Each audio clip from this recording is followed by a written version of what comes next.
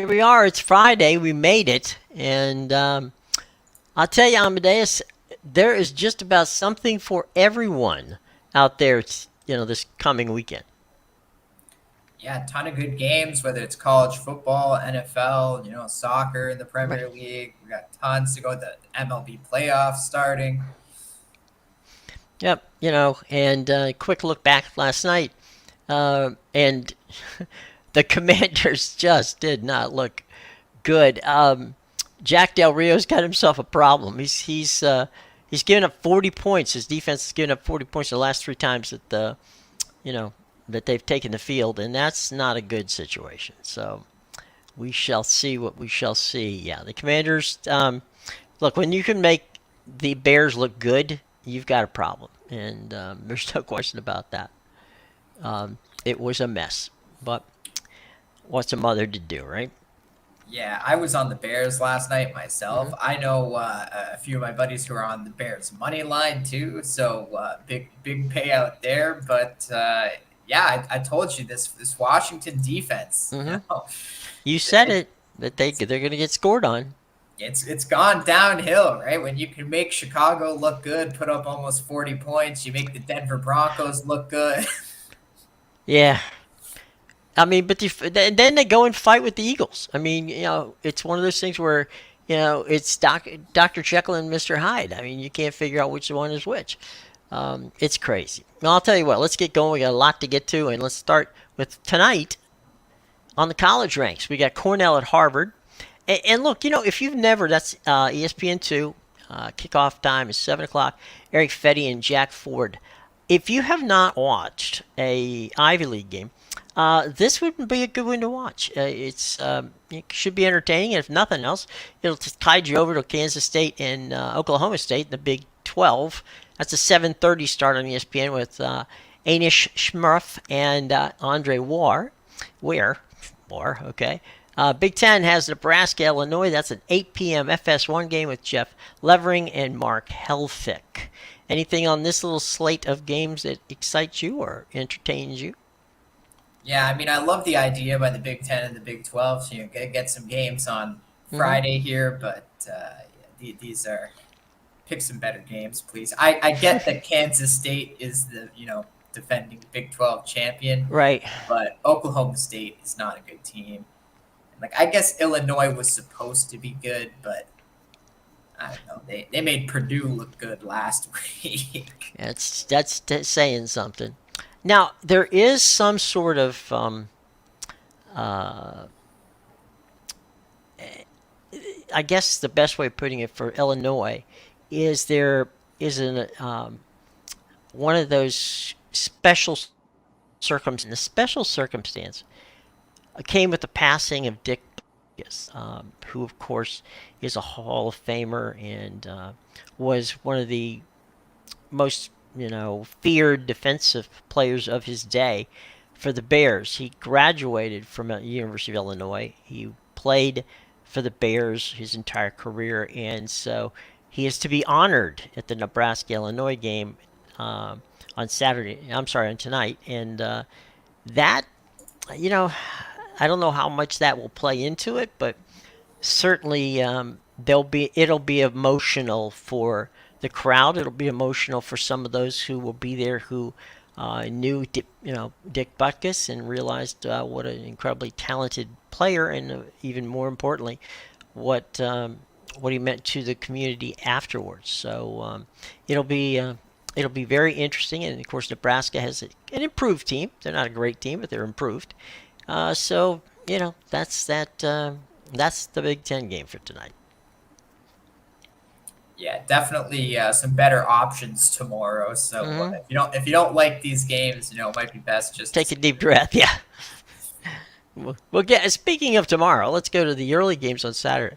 Now, these are the ones that Again, I always pick them just because I try to get just the games that we think will be the most entertaining. Now, we always are entertained by the Red River rivalry with Oklahoma and Texas.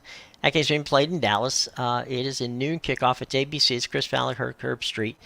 Um, Maryland at Ohio State. That's a noon game. Gus Johnson, Joe Klatt. And then the noon game on ESPN with Bob Washus and Robert Griffin III is the number 23, excuse me, ranked LSU Tigers and number 21 Missouri. So, you want to take it from the top on this one? Well, yeah, Oklahoma, Texas might just be the game of the week right there. Mm-hmm. Obviously, that one's highly anticipated. You got Texas Mm-hmm. ranked number 3 in the country. Oklahoma is going to be looking to upset that. But both of these teams are leaving the conference, going to the SEC. Mm-hmm. So this is really, there can only be one Big 12 champion, and Right. they both want to win that title before they head out to the SEC. So Right. definitely, you know what? Who knows? This might even end up being a rematch later in the year Mm-hmm. with the Big 12 in the Big 12 championship. If whoever loses here, runs the table, and then Mm-hmm. and there's no other teams really that are undefeated in the Big 12, then 100% you're going to see these two teams again. So probably the most anticipated game this weekend for sure. Yeah, no question. Second only, of course, to Maryland, Ohio State. No, I'm just kidding. However, this could be a trap game. Maryland has played very well. They're scoring a lot of points. Ohio State's number 4. They came off of an interesting and in a very emotional win last week. Uh, this to me, this could be. I think you mentioned it yesterday that Maryland's a 20-point dog in this game. Yeah. I don't know. I just, you know, I, are they going to get the horseshoe and win? Maybe, but I don't think they're going to get blown out. I definitely don't think that's going to happen. It's going to be an interesting game to be sure. Yeah, this is one of those games where if you look at the scores between these two, Ohio State Mm-hmm. always blows Maryland out of the Mm-hmm. water. But this is a really good Maryland team, obviously, led by Tua's brother there. They definitely have an Mm-hmm. offense, that's for sure.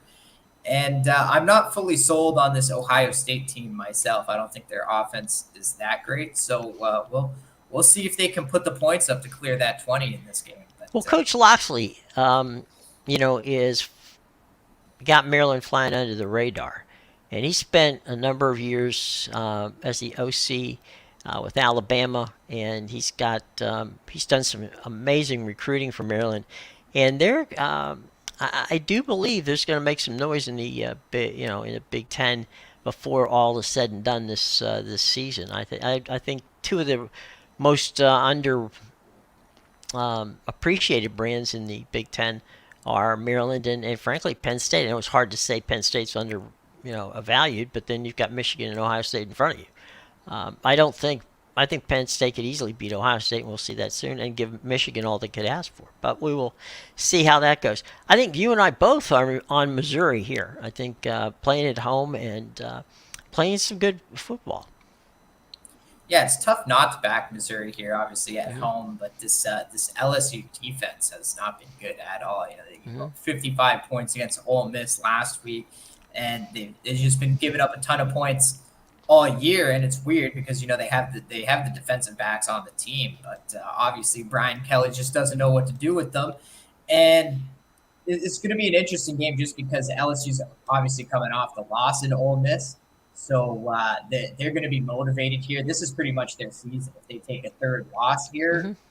yeah, I mean they're 2-1 in the conference right now with that loss to Ole Miss. But you still have to see Alabama. You still got to see Texas A&M, who are 2-0 in the conference. Obviously, they play Mm-hmm. each other this weekend, but only one person can win that. One team can win that division. So Right. I don't know if LSU loses this game, their season is done. I think their season is already done. They just need some help. Yeah. Yeah, they had their sight on the national championship. Their season ended after week. What was it? Week 0 that they Yeah, played? when they lost to LSU? FSU. Yeah. Or was it week 1? But their season is done. Okay, quick questions from Jerry. Jerry says the NCAA has shortened games, and says I'm missing about 10 plays per game. They've sped it up, Jerry. I know that. Obviously there's no stopping the clock on first downs anymore, and there's a number of other little situations where they've done everything to keep the games down a little bit lower and from a time standpoint. So it's yeah, I wouldn't. It'd be about 5, 6 plays that they've could have run, or maybe up to 10, as you say. It's certainly possible. That's certainly possible. All right, let's take a look at the games starting at the 3 o'clock hour. All right, so that's Washington State, UCLA. That's on the Pac-12 Network. Ted Robinson, Yogi Roth on the call. Virginia Tech at FSU. That's a 3:30 start. That's ABC. That's Mark Jones, Lewis Reddick, and our buddy Quint Kesnick. Number 11 Alabama and Texas A&M. That's on CBS, and that would be, of course, the duo of Brad Nessler and Gary Danielson. So that's on the call. So Washington State's playing good ball. UCLA last week's defense played, but the offense didn't show.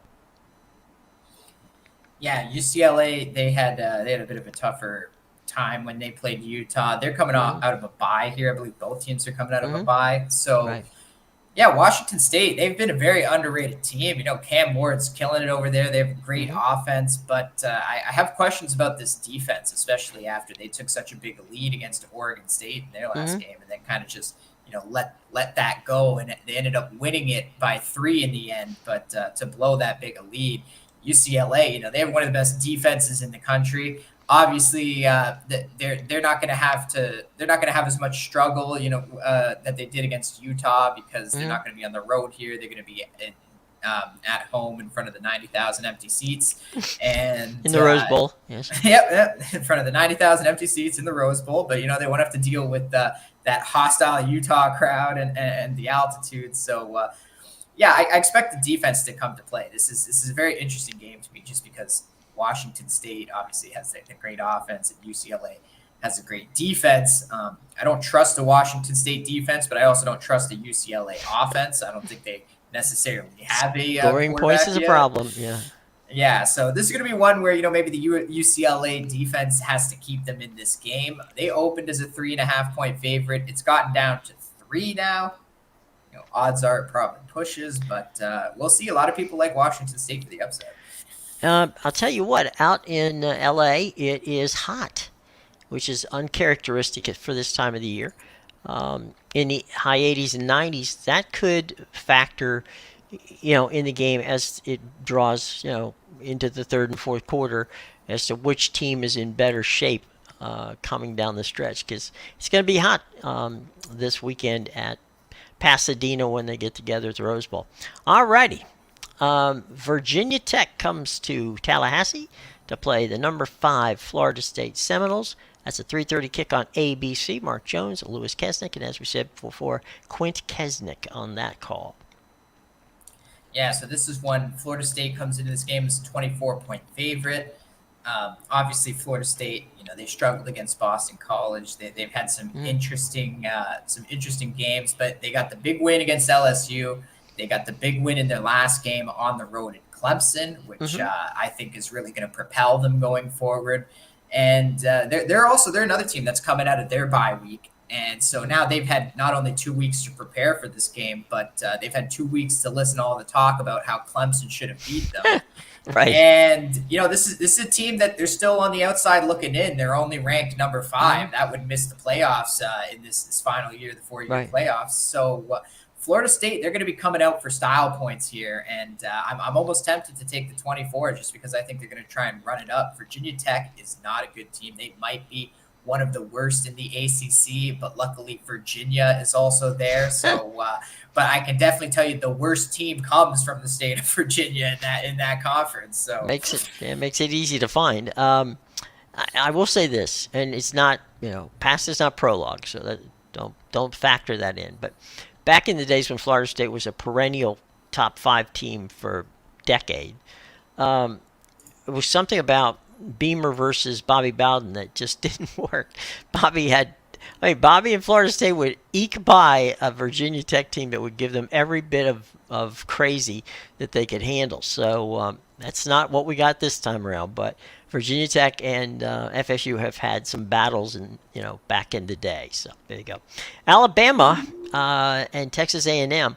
You talked about it earlier. I got to think that They don't want to start panicking in Birmingham, but I have a feeling that I mean, look, let's not joke here. Saban is safe. That's all. There's no going on there. But Texas A&M, Alabama just they need to beat Texas A&M, and that's not going to be easy at College Station. Yeah, 100%. It's not going to be easy, especially when they lost the last time they visited College Mm-hmm. Station. And, they almost lost last year in Tuscaloosa. That was a close 24-20 game. This Alabama team is, arguably worse than they were the last 2 years. Texas A&M, they're on their backup quarterback, Mm-hmm. Max Johnson, Right. but they just pulled off, a big win against Arkansas. These are the two teams, really. They're fighting for the Mm-hmm. SEC West right now. I think they're the only two undefeated teams in the SEC West. Right. So, the winner of this game, they definitely they got the lead. They have control of their own fate going forward here. So Texas A&M, they opened up as a 2.5 point underdog in this game, and that one's Mm-hmm. gotten down to 1 point. Alabama's just a 1 point favorite now. And I actually kind of leaned Texas A&M when it was 2.5. Now that the line has moved to a pick 'em, I don't know if I want it, but I would still lean Texas A&M in this game. I know a It lot of is people very can't tough. trust Jimbo Yeah, though. that's true. He'll figure out a way to lose. It's tough to play in College Station, and not that Alabama is going to be intimidated no matter anywhere they play, but I'm just saying it's tough to play.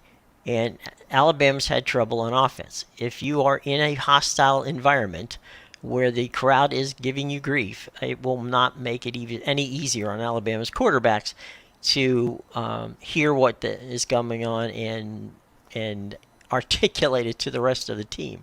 So Bama better come to play because Texas A&M at home is not going to be an easy pick'em game. So we'll see. And I agree with you that this is one. If I were a wagering person, I would stay away from this. This has disaster written all over it. I do not want any part of this game. If you really need to have some action on this game and you don't Yeah. want to take either side, I kind of like the under in this one. And now it does What's the worry under? me. It does worry me a bit that the total's 46, Oh, but okay. I think Alabama, they're going to want to run the ball here and control the clock. I Oh, think yeah. that's the only way they can do it if they want to win this game on the road. Mm-hmm. And obviously we've seen Alabama's defense is cranking it up the last few weeks. Right. Texas A&M though, they also have a very good defense. So Mm-hmm. it wouldn't shock me if neither team or at least one team didn't get to 20 points in this game. Yeah. Well, no, I would agree on that. So, but yeah, I would stay away from it. Let's move on. All right, this is the first of the evening games. It's a 7 o'clock game. Number 20 Kentucky, number 1 Georgia. ESPN 7 o'clock. Sean McDonough, Greg McElroy.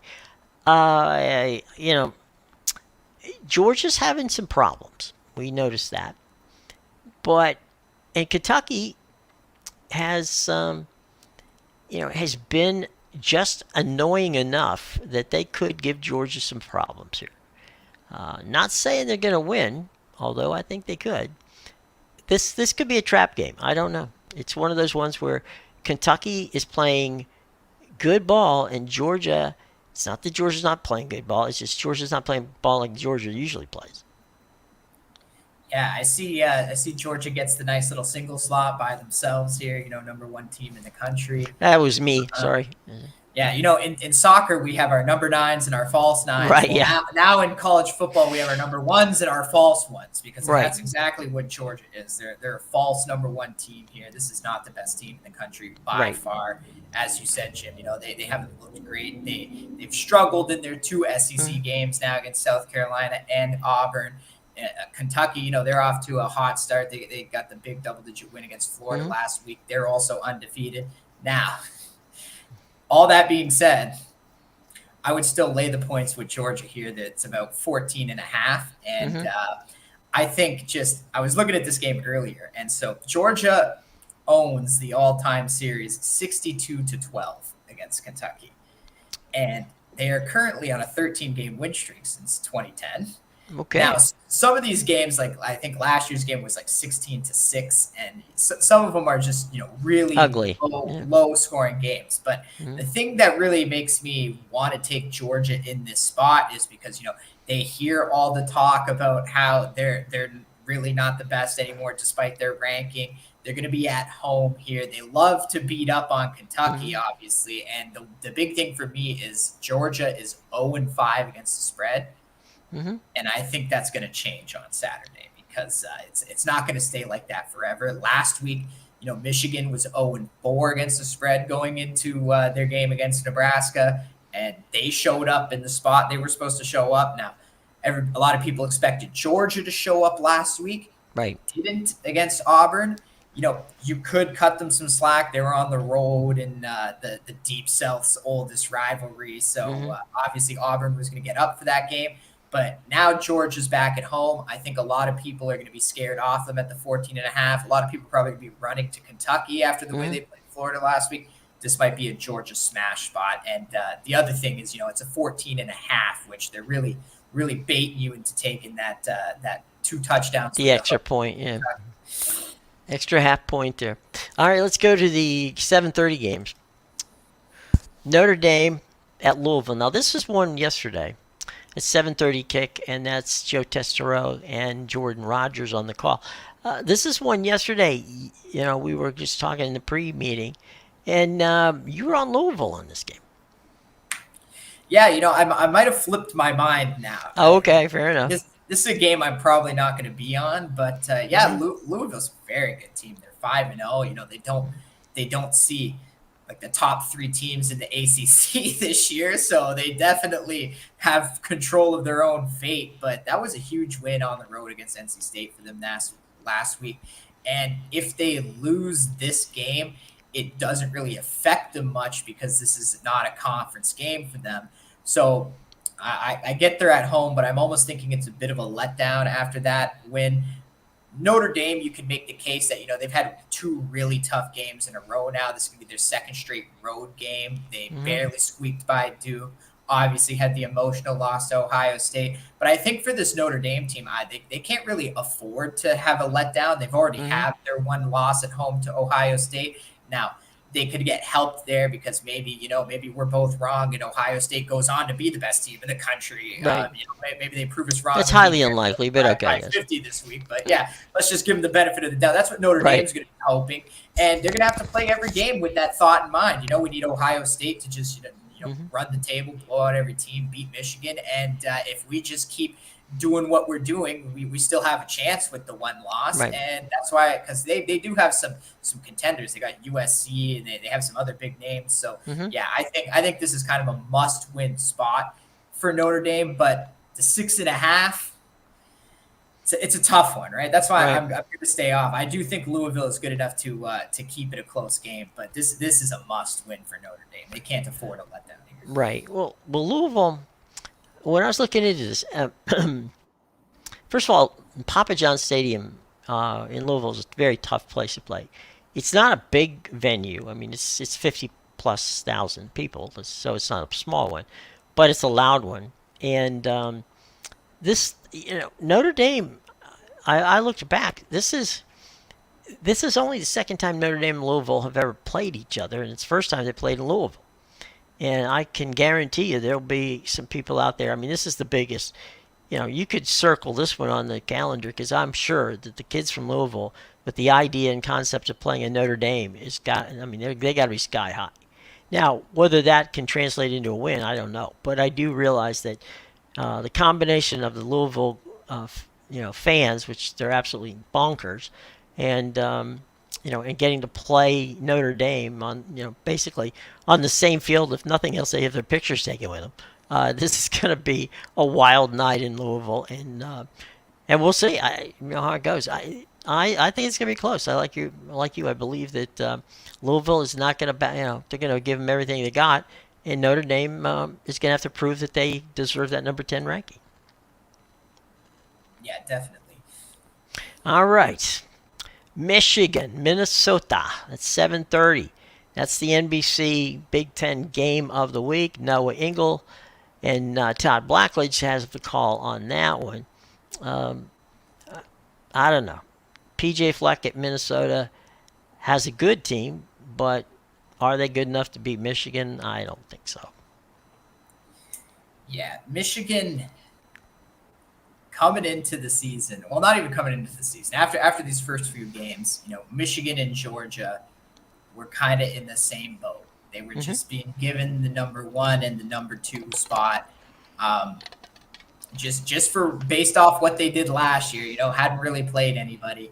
And I think now, since seeing I think both teams have played two conference games now. Mm-hmm.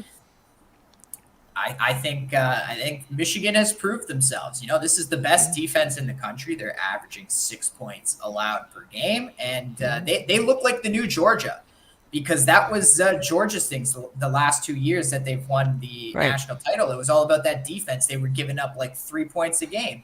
Well, Georgia doesn't have that defense this year, and Mm-hmm. Michigan seems to have it, because doesn't matter if you're playing some of the worst teams, you're still not letting them score. There's a lot of Right. teams that they'll give up garbage time, or they'll give up whatever. Mm-hmm. UNLV's one touchdown on Michigan was in garbage time. So just to show you, they could have been Right. blanked. They almost Right. blanked East Carolina.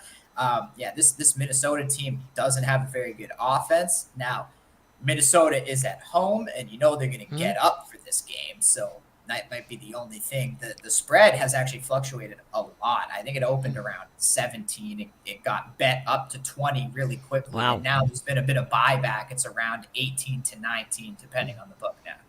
So it's coming back to normal levels. Yeah, so basically everybody wanted Michigan at the 17, and then when it got up to 20, everybody was like, oh, yeah, grab Minnesota. Right. Let's move the other way. All right. These are the 8 o'clock games. Number 24, Fresno State at Wyoming. That's 8 o'clock. Our buddy Tim Brando and Spencer Tillman on the call. You and I have been envious, I guess would be the word, or maybe perhaps respectfully enjoying Wyoming's play. And they're in Laramie tomorrow night, and they take on a Fresno State team, which usually has a good offense. But Wyoming has played some pretty good teams and given them all kinds of grief. Yeah, Wyoming is a really weird team, Jim. They have no offense. They look awful in their games, yet they somehow find a way to win. So I don't know what you chalk that up to, but yeah, if you ask me, so Fresno State opens as a 5.5-point favorite here, and if you asked me, who's going to win this game on a neutral site, I would tell you Fresno State's going to blow them out of the water. It's not even close. They're a much better team. They're a Mountain West Conference contender here. I don't think Wyoming is. I don't think Wyoming's an awful team. I do think they're pretty good, but they're not the best in the conference, and I think Fresno State would blow them out. Now, that being said, Wyoming has a massive advantage with that, 7,000 feet of altitude there. Which they remind you of everywhere. Yes. Yeah, they got it posted like everywhere you look in the stadium. You can't look somewhere without seeing like 7220 or something like that, somewhere around there. But yeah, their resume is impressive. They beat Texas Tech at home. They kept it a game against Texas, who's ranked number 3 in the country right now. So definitely got to put some respect on this Wyoming team. This is a game I want no part of in betting, but definitely will be a good one to watch for sure, just because, I think Fresno State's a very good team. If they can come away from Laramie with a win here, watch out. Fresno State Air Force might be your Mountain West Conference championship right there. But if Fresno State loses, then it's going to make things very interesting in the Mountain Very, very strange will happen. Texas Tech at Baylor, that's an 8 o'clock kick, and that's on ESPN2 with Brian Custer, Rod Gilmore. Texas Tech and Baylor, these two teams get at each other pretty well, and to me, they're also, we just talked about being middle of the pack, where Wyoming might be middle of the pack of the Mountain West. These two teams, have had so many injuries, but I think that they want to right now try to establish something to build on for both the end of this season and the future, because they've just both been pretty banged up from opening weekend all the way through now. They're down to their second and third string quarterbacks at times. Yeah, Jim. These two teams live in the middle of the pack for the Big Mm-hmm. 12 for sure. But Texas Tech comes in there about a 1.5 point favorite on the road here. Uh, I do think Texas Tech is the better team. This team was Mm-hmm. supposed to be really good coming into the season before they Right. got derailed in Laramie, before they, lost their starting quarterback, had that soul crushing loss to Oregon at home. Mm-hmm. They almost beat Oregon. Like Mm-hmm. that was a very good game. They Mm-hmm. had a chance to win. They were right in it to the end. So Texas Tech has a lot of good quality players. I think their team overall is a lot better than Mm-hmm. Baylor. That's probably why they're a 1.5 point favorite here. Now, that being said, this is another game I don't want any part of. If it was still battle of the backups, I would Right. absolutely be on Texas Tech. The Mm-hmm. fact that it's Texas Tech's backup versus Shapen coming back for Mm-hmm. Baylor just makes me a bit weary because even though Texas Tech does have the better team, they're still on the road in a conference game here with a backup quarterback who's unproven.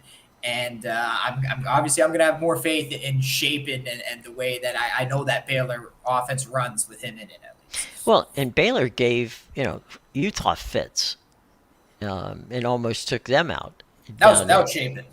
yeah, I know, down in Baylor. So that's another reason to be on the Bears bandwagon. So we'll see how that works out. Should be fun. All right.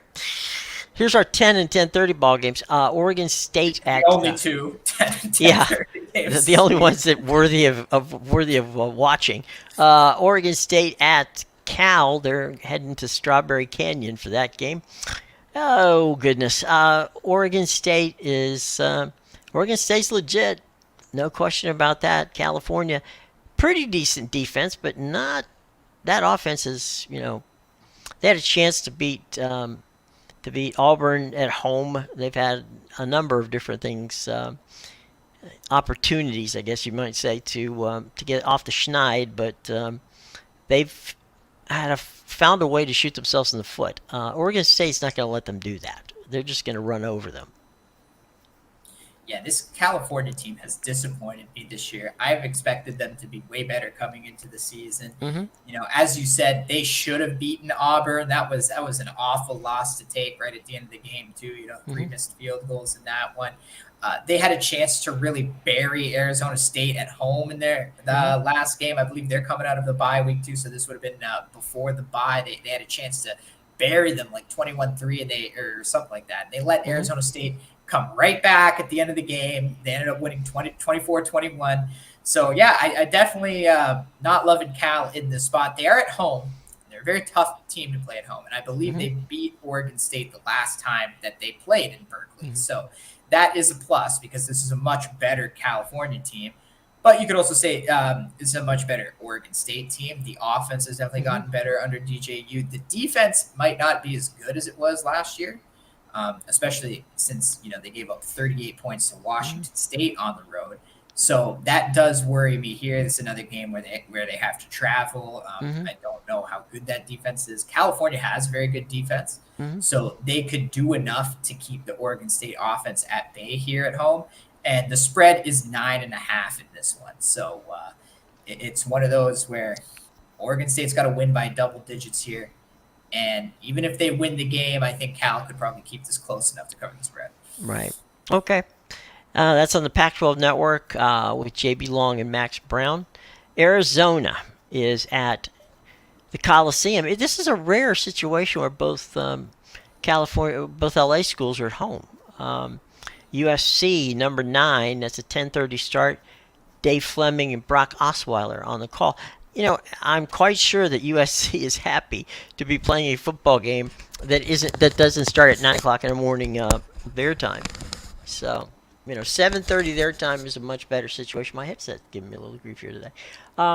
So Arizona at USC on paper, this shouldn't even be a match, but we all know it's not played on paper; it's played on television. So we'll see how that one works out. What do you thought?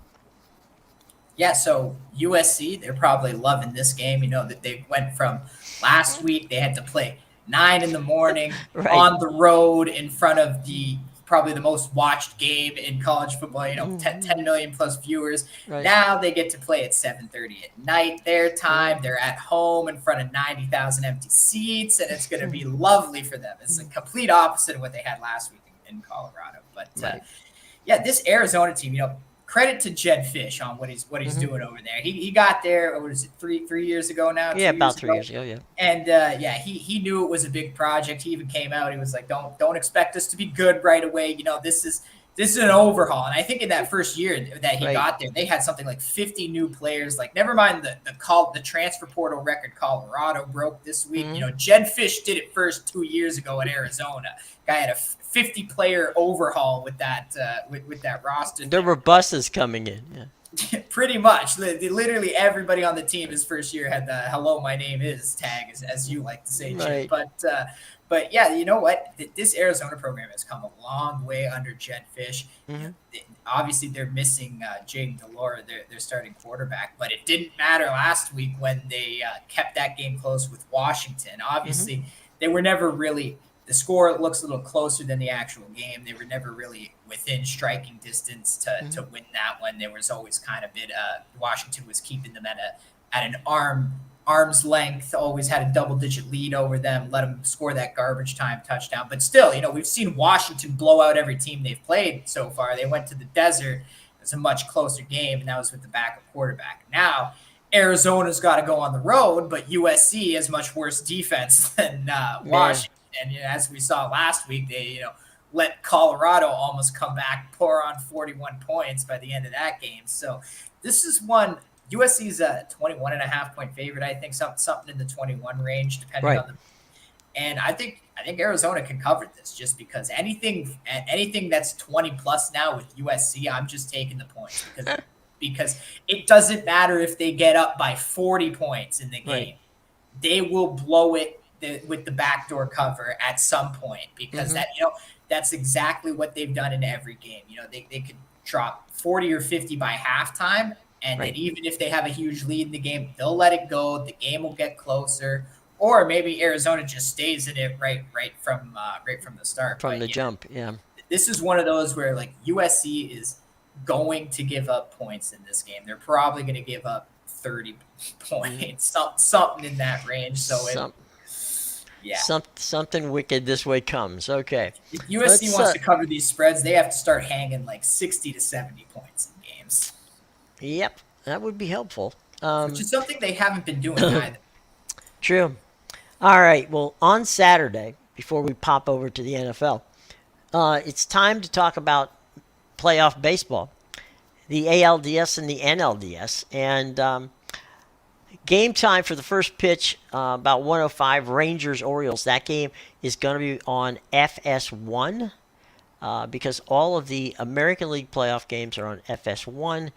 For those of you who want to stream, the only way you can stream FS1 is if you have the Fox Sports app and an authentication from your cable company or your satellite provider, because, again, that's the way it works with them.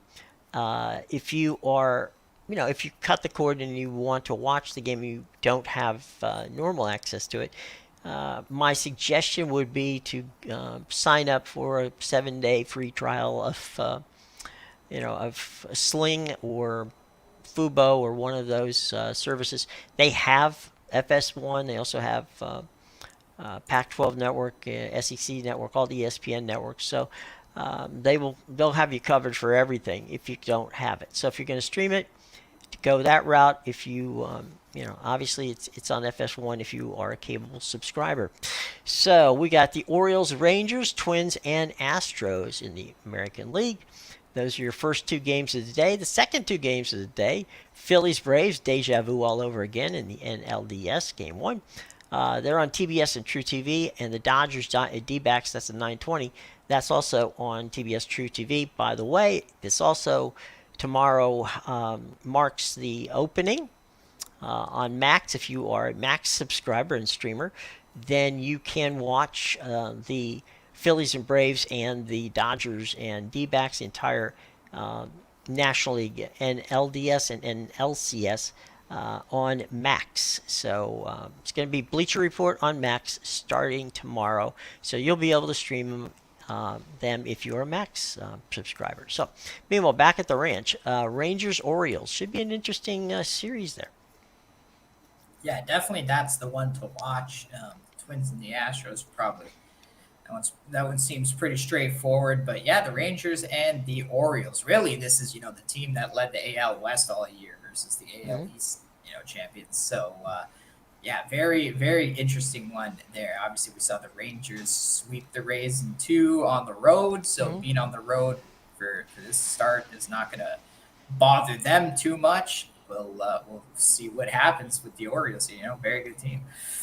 I will say this, Baltimore, like Philadelphia, like a lot of cities, is a very good and very supportive town with regard to their sports teams. And it's been so long since the Orioles, it's been 2016 since the Orioles have been in the playoffs. And the buzz around Baltimore is absolutely crazy. Everybody is wearing orange, everybody is psyched and ready to go. So there'll be a packed house at Oriole Park at Camden Yard for that Rangers series, and it should be a good one.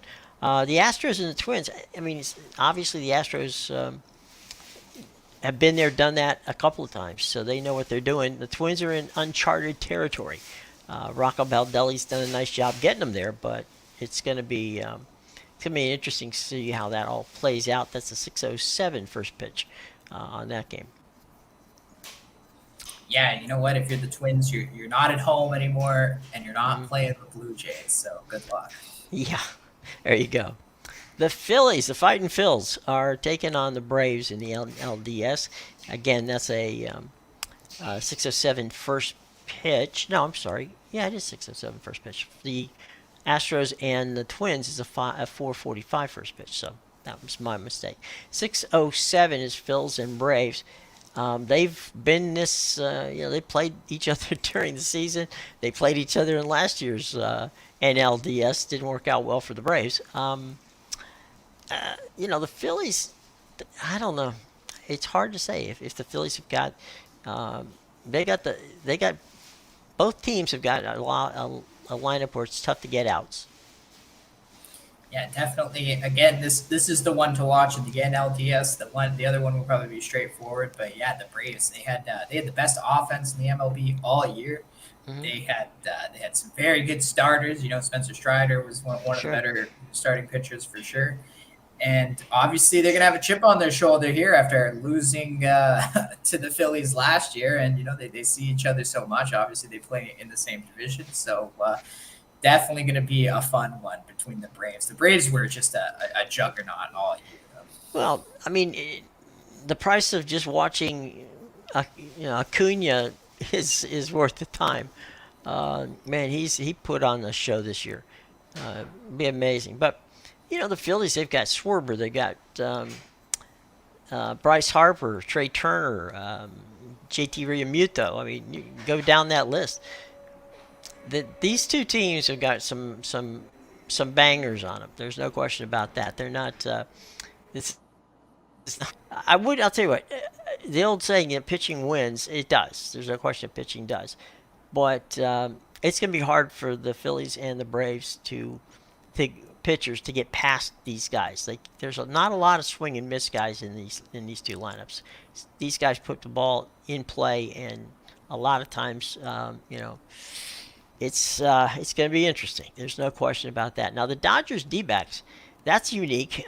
We have seen Dodgers and D-backs have played each other. Again, this is one of those situations where you've got the two teams who are from the same division, and there is a definite familiarity between these two teams. And in fairness, the Diamondbacks have given the Dodgers all they can handle this season. Yeah, it'll be another interesting one, but I think, like I said, I think the other one is the series to watch here. I think this one Where's is the pretty straightforward with the Dodgers. where's Vegas on the Dodgers D-backs? Let me just check I'm right now. assuming they're on the Dodgers. Most likely, but you never know. Yeah, so the Dodgers are minus 200 coming into this game. Hey. Just the first game. Do you want the series price? No, I was just curious. Yeah, so that's yeah, they're minus 200. They got your guy Clayton Kershaw, the Agent's Wonder, uh, Yeah, on the mound versus Merrill Kelly. So same with the Braves. Though the Braves are at minus 200, which is yeah, it's odds interesting. on. Yeah. Um, Sunday, real quick. There's only two games. The Rangers Orioles. That's the 4:07 game. That is also an FS1. Same thing. FS1 has Twins Astros. So the American League games are on are on Sunday. The National League games will pick back up on Monday. So there's your schedule for that. All right, let's pop on down to the NFL and what we got going on this coming Sunday. Let's start with the early games on CBS. The early games on CBS, Baltimore and Pittsburgh. This is a North division rivalry. Ian Eagle, Charles Davis on that call. New Orleans, New England. It's Harlan and Trent Green on that one. Tennessee at Indianapolis. Spiro Ditas and Adam Archuleta. Baltimore, Pittsburgh. They year in and year out have some fun, brawls, and Baltimore, as you said yesterday when we were talking about this. Baltimore wins this, they actually remain undefeated. Or no, I'm sorry, they would remain undefeated in the division. They'd have 3 wins in the division. Yeah, they'd have a win against every team. Right. Only 5 games into the season. That's a good situation to have. Um, so it's gonna be. I'll tell you what, it's gonna be tough since Pittsburgh's not scoring points, uh, and they just have to get that. Yeah, it's easy for me to say. They just have to get that offense fixed. I'm not so sure that playing against Baltimore's defense is the best way to get your offense back. So it's gonna be tough. And there'll be a lot of very interested. There'll be a lot of people at Camden Yards with the radios listening to the football game as well, so they can hear what's going on with the Orioles while they cheer on the Ravens over in Pittsburgh. So, as I said, Ian Eagle and Charles Davis with the call. New Orleans and New England, this is the battle of two quarterbacks that can't seem to get out of each other's way. You've got, oh man, it's one of those games where you just kind of cringe when you get it. Harlan and Green will be on the call. It's, I don't know, which one of the two, guys are you going to. I mean, Derek Carr for New Orleans, he thought going to New Orleans would be a good opportunity to resurrect his career. It hasn't worked out that way so far. And then Matt Jones at New England. Uh, there's well, you have a theory on Mac, so I'll let you go with Mac. Oh, my theory on Mac. Well, Right. actually, not much of a theory. I don't think he's a very good quarterback, Well, there's and the theory. Okay. Yeah. I think Robert Kraft is just hanging on to him for some reason. I don't know. It's I don't know. Those two teams are, if New Orleans finds a way to win, and that's a big if. They're playing in Foxborough. That would mean that Bill Belichick's New England team would only have 1 win in the first 5 games of the season. That is a rarity. So we'll see how that plays out. I definitely think that probably the under in this particular game might be the best way to go. Tennessee and Indianapolis, the tale of two teams that have played better than people have expected them to. Yeah, this is interesting because Tennessee has lost both their games, or they've lost on the road this year, and they've Right, won they've won at home. So right. very very home dominated team there. Whereas Indianapolis has been the opposite, I believe. They haven't Yeah, won at home, and they've won both their yeah, games on the road. So the Colts are now at home. They got Anthony Richardson back, but yep. we'll see. Maybe the Titans picked up some momentum from that big 27-3 win. Derrick Henry had a big game, Hmm. so maybe they carry that going into this one. Well, the other thing too is if you're Indianapolis, you wear the white jerseys. Psych yourself into thinking you're on the road. So, it's one way of doing it. All right, let's move on to the early Sunday games on Fox. And that's the Giants and Miami. Kenny Albert, Jonathan Vilma. That's going to be an interesting situation. Tua against the Giants defense. That could be a long afternoon for the New York Football Giants. The only saving grace is at Hard Rock Stadium in Miami. There's probably going to be more Giant fans than there are going to be, Dolphin fans. Since most of New York lives in in the greater Miami area. It could very well be as much as like a 50-50 crowd with regard to the Giants and the Dolphins fans. But Miami, if they got that, they're just rolling right now. They're rolling right now, and the Giants are coming to Miami at the wrong time for that.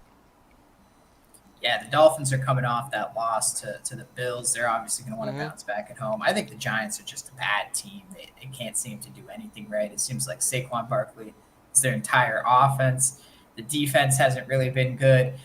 The Dolphins just traded for Chase Claypool today just to add some wide receivers to burn the Giants defense even more. But I think somebody needs to tell Mike McDaniel that you need defensemen and not wide receivers, but whatever. He's running a good team over there, so I'm not going to complain about that. Right. But yeah, the Dolphins are at the 9.5-point favorite in this game. Probably Carolina's a team that hasn't won. Detroit is a team that seems to want to go with playoff and beyond expectations. Chris Meyer, Daryl Johnson on that call of that game. I don't see much of a chance of Carolina getting their first win visiting Ford Field in Detroit. Yeah, well, I think I said this on the show the other day that we had two undefeated teams in the NFL and two winless teams, and I said there was only going to be one each by the end of the football. Well, Chicago got their win on Thursday night, so sorry, right. Carolina, you're going to have to wait till next week. You're not going into Detroit and beating this team. I think Carolina has Chicago has Carolina's first draft choice. Oh, do they? Yeah. So maybe they're going to just root against Carolina for the rest of the season.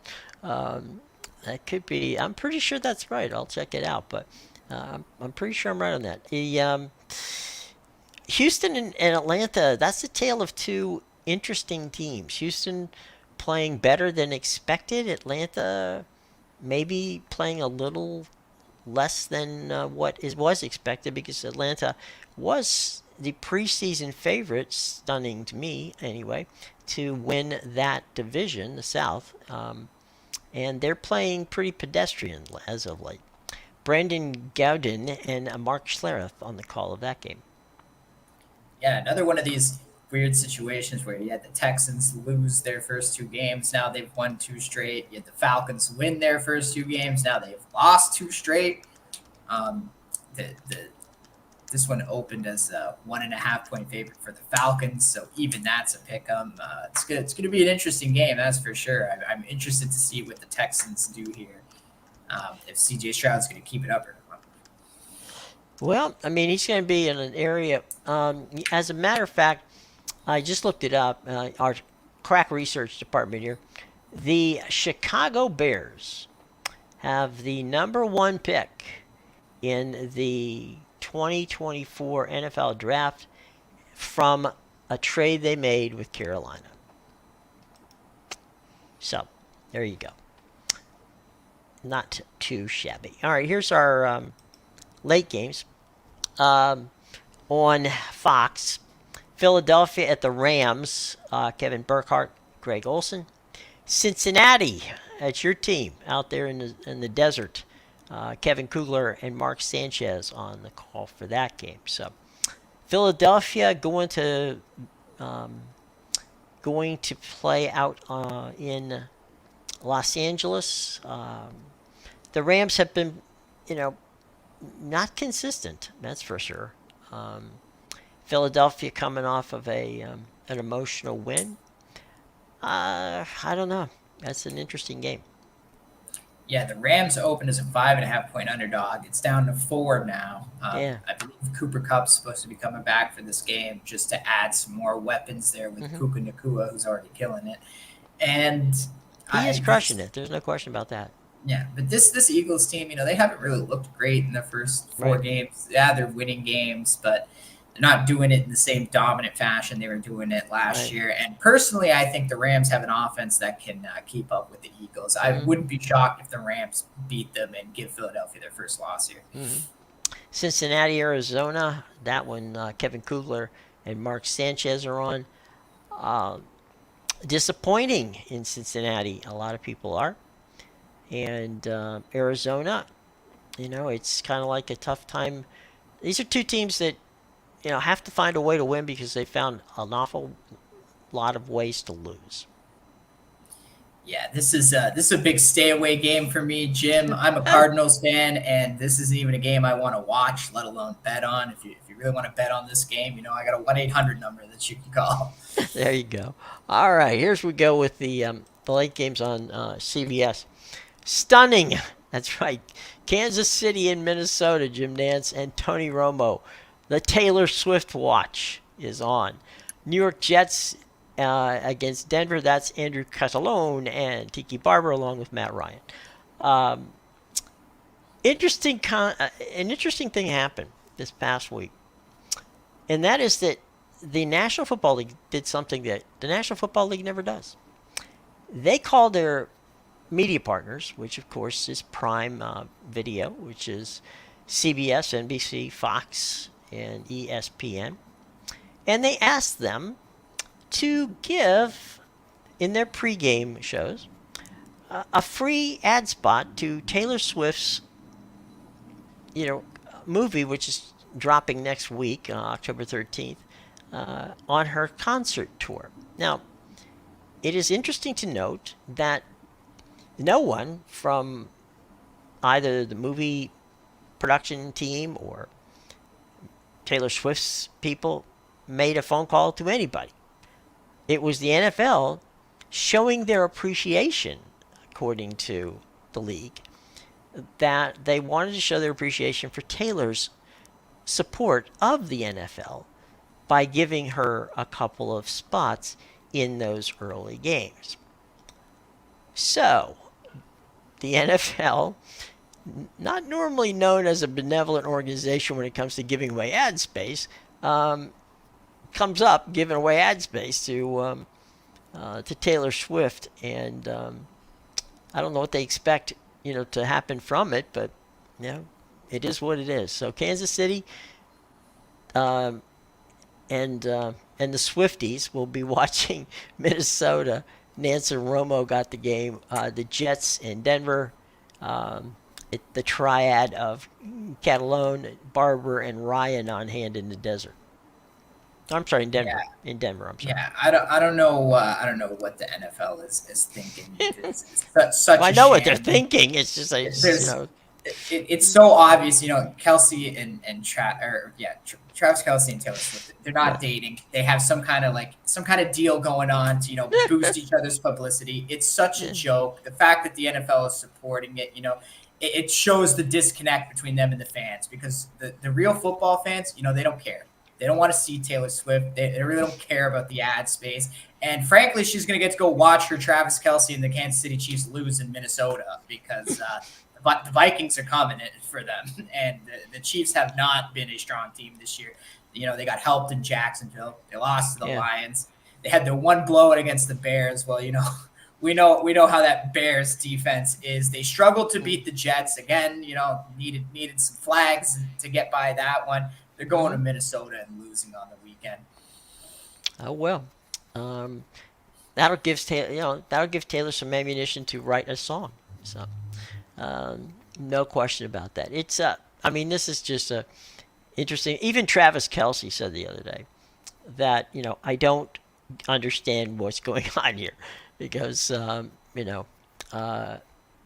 we didn't ask for any publicity, and I have no reason to see why that we're getting it. So now I started off, and I should have given this first because there is a game in London, and It's an early morning one.